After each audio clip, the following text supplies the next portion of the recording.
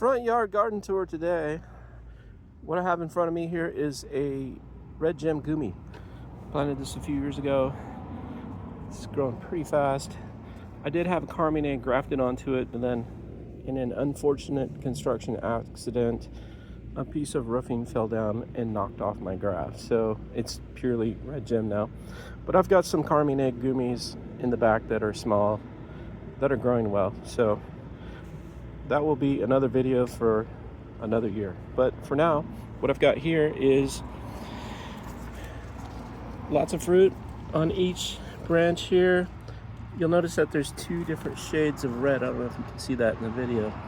The lighter shade, like on the left, is sour and won't come off very easily, but the darker shade, and this is like getting there, when it starts coming off early or easily from the stem, and then it tastes really good. I see even a darker one over here. See some darker ones. Yes, see these will just come off the stem really easily. If you're finding you have to tug on them pretty hard, they won't be quite ripe, even though they're red, and they won't taste as good. This one's sweet. Let me just show you what it looks like on the inside. So I've kind of bit it in half here. There's a little seed in there. You can actually grow these, but you have to stratify them, which means to either put them in the refrigerator for a few months or just put them in a pot with a little bit of soil on top, leave it outside all winter, and it'll start growing in the spring. They're good. Growing from seedling, it's hit and miss. You might get a good one, you might get a small one. In my opinion, it's probably better to just grow cultivated varieties for larger fruit, better tasting fruit. Moving on. I'm gonna go this way. Over here is a peach tree. This was just a cheapo one that I got from Costco for $5. It was on clearance, but the original variety on it had big curl problem. And if you're not familiar with that, it's like when the leaves get this kind of bubbly, curly look. And so what I've done is I've grafted an Oregon curl-free variety, which has very minimal curl problems. There, you can see what curl looks like. It looks like this. It's basically, it's a fungal infection that just kind of ruins the leaves. They kind of grow out of it. Like, you can pull these leaves off, and some people want to bag them. I don't worry about it too much. I just take them off. And anyways, with this warmer, drier weather, it stops being a problem. Oh, fruit. We need to see some fruit. So here's a fruit set over here. Am I getting this in the camera? Let's see. Yes, there's one. Peaches for us generally ripen July, sometimes August. I kind of forgot, but it's midsummer. I'm grafting a Hollywood plum onto this. Plums and peaches and cherries and some other things are all in the same family, the prunus family. I'm just trying to add a little variety to this. I'd like to experiment with pluots, which is an apricot plum cross. I think this spot in the yard might be pretty good, and I might end up replacing this branch here with some pluot. We'll see. One thing about pluots, you need a Asian plum pollinator, and I'm thinking Hollywood plum will do the job. And nearby I have this is a European plum, but I'm actually grafting Asian plum onto it. And over here, sorry about the construction, neighborhood's changing. This is Methley, grafted a couple of them on here, and another Hollywood, just in case that one didn't take. And then this one is the Santa Rosa. This is a late flowering variety, and this one's not doing anything yet. We'll see. Sometimes it takes a while. Moving on. This is a Tahoma mulberry. The fruits are starting to get ripe. This is a pretty sweet tasting mulberry, basically zero acidity. It's just when they get ripe, they kind of turn this pinkish purplish color. This one is starting to get a little bit of pink there. But if you don't pick them when they're completely ripe, they just taste like grass pretty much. So it's not very good to eat unless they're really dead ripe. It's a little early for the mulberries, but they'll be getting ripe in the next few weeks. We have a heat wave predicted for this weekend, and that will bring them along for sure. This is a blueberry. I forgot the variety. Might be a Patriot. I'm not sure. It's a really good one though. It sets fruits pretty well. I removed some of the other older blueberries that were kind of languishing. Put them in pots and kind of give them a reset in the pot. Sometimes that's all they need. Is when they stop being productive in their hole in the ground. This is a Asian persimmon. I've had this in the ground a couple of years. I had it in a pot before that. It hasn't set a flower for me yet. And I'm not sure why it has these yellow leaves. I think it has plenty of nutrition in the ground. Not sure, but maybe they'll turn green with a little bit more heat. This is a different kind of Goumi. This is a sweet scarlet. I just planted this a few months ago. I had it in a pot for a year.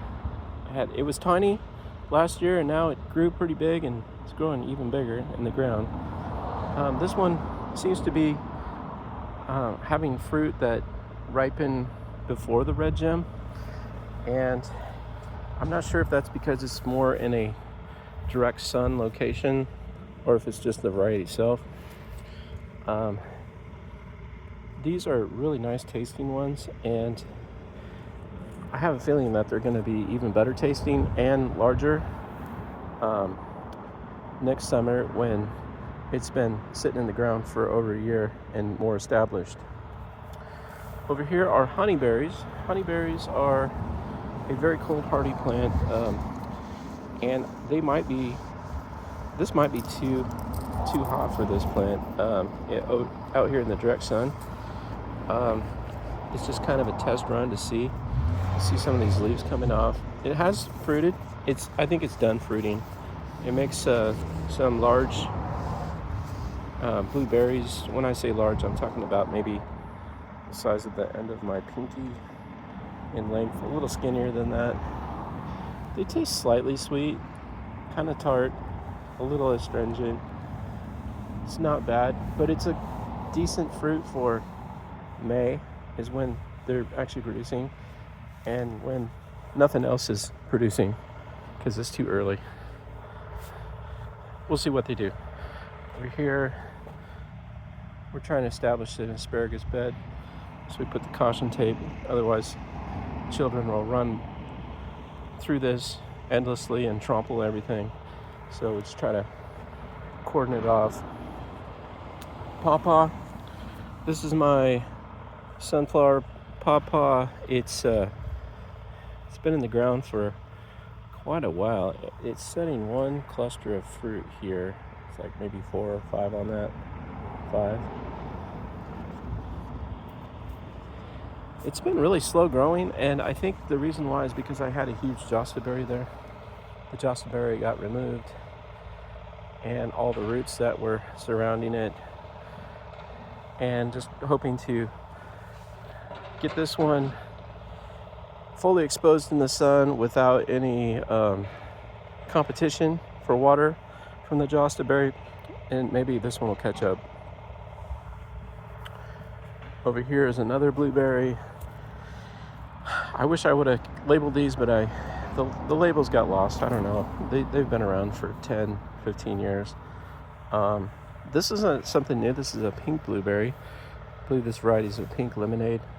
Just planted it in the ground a few months ago, I'm not expecting a stellar harvest or anything because the plant's not established yet, but it is making a few samples and looking forward to seeing how it does in the future. Pink blueberry is definitely a distinctly different plant in leaf structure, branch structure, growth habit, and even berries than the traditional blueberry, blue blueberries. So it's kind of fun to try this out. They seem to be sort of discovered 5 or 10 years ago, and it's kind of been interesting to start trying these out. This is my Old Faithful pawpaw. This is Pennsylvania Golden. It's doing its thing, setting lots of fruit here. Fruit everywhere. This thing is pretty ambitious for the amount of fruit that it wants to set, and even the fruits are starting to grow. But I don't know if it can carry them all. It's going to be a lot of weight, a lot of water. We'll see what it can do, though. I'd like it to grow larger. So if it's only focusing all its energy on fruit, then it's going to grow slowly. So it's kind of a balancing act. This is a jostaberry. I had too many of them. I removed 3 of them. I have 2 left. 2 is plenty. Got just too greedy at first. Thought, oh, I'm gonna have lots of jostaberries, but it turns out that 1 or 2 bushes is plenty. They make a lot, and they're tart. They sweeten up when they're ripe, but they make a really good addition to a smoothie.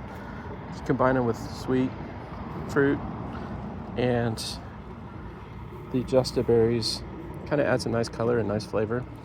I heard there's a lot of nutritional benefits from eating them as well. This is called an alumet apiculata. This is some kind of Chilean myrtle type fruit. It's a really kind of strange looking plant, but it does make these little berries that start out green and then they kind of turn dark color. It made a lot of berries one year and it didn't make any berries last year. I'm not sure when it's going to repeat the flowering, but I'm not seeing anything in terms of flowers, but I think it does flower in the summer, if I remember correctly.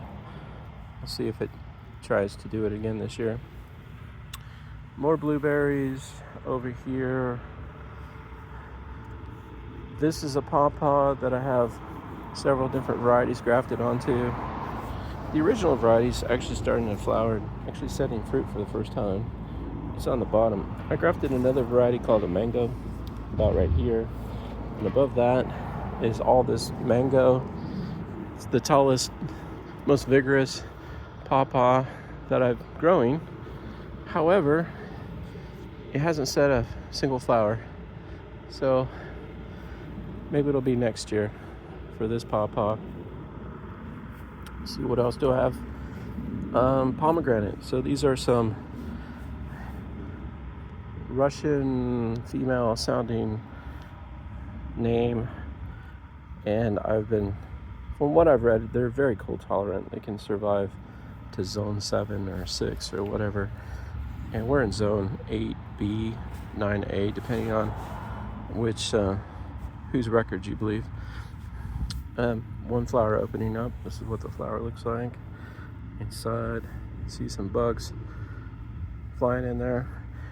These 2 pomegranates have never set fruit for me yet, but I did plant them in the ground last year. To be fair, they were in pots and they just kept drying out their pots, so it was obviously a plant that needed room for its roots to grow. Seems to be pretty happy here. It does lose its leaves in the winter. It's deciduous. Over here, this pretty one is a Chilean guava, and even though it's really tiny like this, it is actually flowering. if you look down below here, you can see lots of flowers and that are going to be coming out. Sorry, it's just a busy garbage day, construction day. Here's another non-variegated Chilean guama. This one's called the Gem Goumi. It's got flowers that are starting to open up. So this plant, I had it in a pot. It flowered and fruited pretty well in a pot. So it's one that you can actually do a container culture and do pretty well with it. It does dry out a pot pretty fast, fills it up, but it's something that you can do. I just wanted a big one because the fruit is delicious, and it'd be nice if I could get it to be, 4 or 5 feet tall, and instead of just a few dozen berries, and get a few hundred. Why not? Over here is my multi-grafted loquat. This thing flowers and it doesn't set fruit though. Still figuring out loquats. I got some potted loquats in the backyard that actually did set a few fruit, so I'm not sure if I need to adapt the environment or change it over to varieties that are more reliable. I've grafted about 6 or 7 different varieties onto this, and I do get a few flowers, but nothing's set yet. So this is a work in progress, I want to say. I'm going over to the corner here.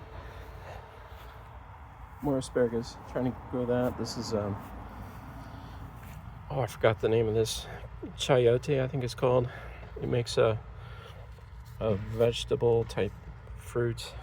It's like a big round thing, and you cut it up, stir fry it. It's pretty good. These are some kind of artichoke, Jerusalem artichoke.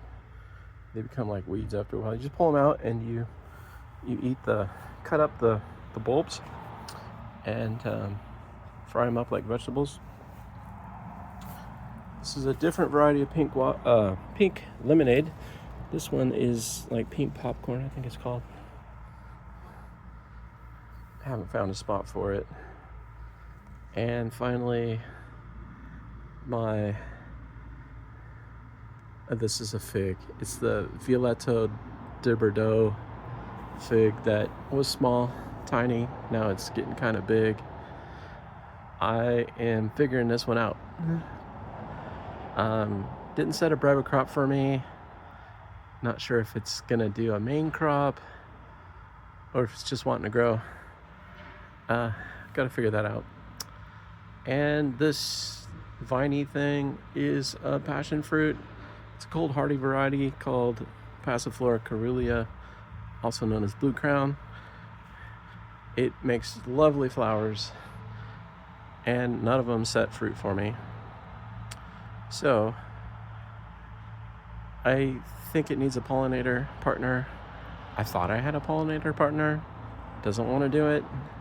I don't know. So at this point, it's just basically an ornamental, a really lovely one at that. Thanks for watching this long video today. I'll see you on another video. Thanks.